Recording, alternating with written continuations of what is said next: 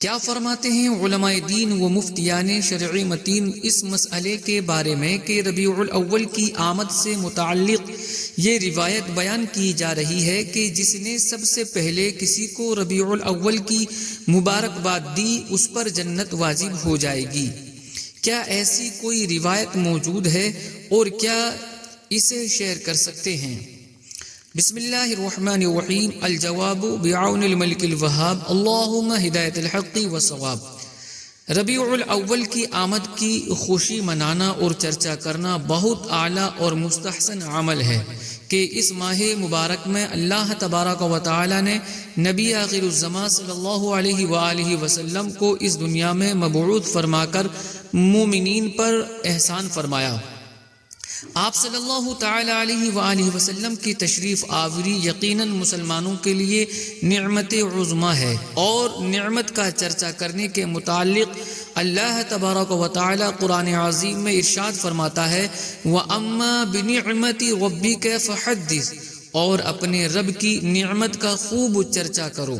لیکن جہاں تک سوال میں مذکور روایت کا تعلق ہے تو ایسی کوئی روایت نظر سے نہیں گزری، نہ علماء سے سنی، بلکہ ایسی باتیں عموماً من گڑت ہوا کرتی ہیں، اور من گڑت بات حضور اکرم صلی اللہ تعالی علیہ وآلہ وسلم کی طرف قصداً منسوب کرنا حرام ہے۔ حدیث مبارک میں اس پر سخت وعید ارشاد فرمائی گئی ہے۔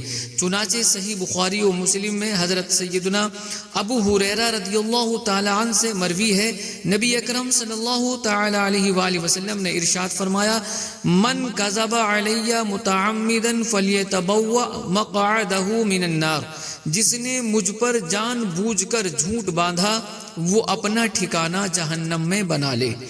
اور بغیر تحقیق و تصدیق ہر سنی سنائی بات کو آگے پھیلانا بھی نہیں چاہیے، کیونکہ حدیث پاک میں ایسے شخص کو جھوٹا فرمایا گیا ہے۔ چنانچہ مسلم شریف کی حدیث میں ہے کفا بالمرء کذبا ان یحدث بکل ما سمع، یعنی انسان کے جھوٹا ہونے کو یہی کافی ہے کہ ہر سنی سنائی بات بیان کر دے، لہٰذا ایسی روایات پر مشتمل میسیجز اور پوسٹس شیئر کرنے سے بچنا بہت ضروری ہے۔ واللہ اعلم تبارک و تعالی ورسولہ اعلم صلی اللہ تعالی علیہ وآلہ وسلم۔